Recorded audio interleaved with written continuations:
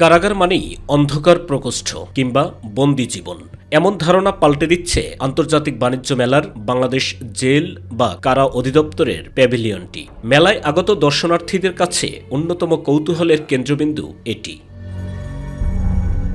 জেলখানায় অলস সময় না কাটিয়ে বন্দিরা কারারক্ষীদের তত্ত্বাবধানে তৈরি করছে বাঁশ, বেত, কাঠ ও প্লাস্টিকের অসাধারণ সব শিল্পকর্ম। প্যাভিলিয়নটিতে শোভা পাচ্ছে নকশিকাঁথা, পাটের ব্যাগ, কারুকার্য খচিত মোড়া, বাঁশ ও বেতের আসবাবপত্র।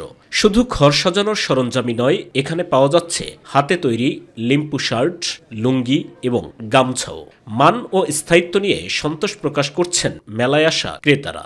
এই বাণিজ্য মেলায় আসলে এই আমাদের নতুন প্রজন্ম যারা আছে তারা এগুলা দেখে আমাদের দেশ সম্পর্কে জানতে পারবে এবং উৎসাহিত হবে। এটা আসলে খুবই ভালো। আমরা এইখান থেকে যা কেনাকাটা করবো আমাদেরও সার্থক, কারা কর্তৃপক্ষের সার্থক। ক্রেতারা বলছেন কারাপণ্যের মান খুব ভালো আর দামও অনেক কম।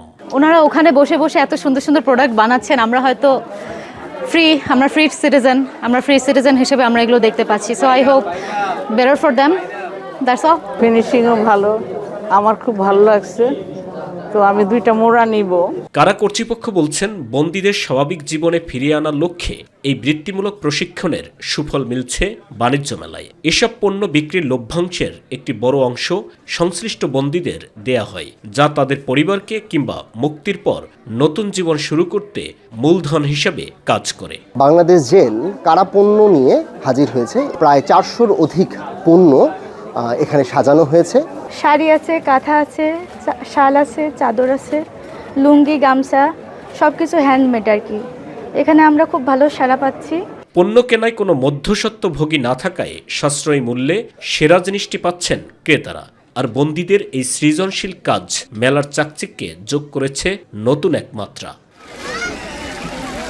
সাইদুর রহমান আবির, মাই টিভি নিউজ ডেস্ক।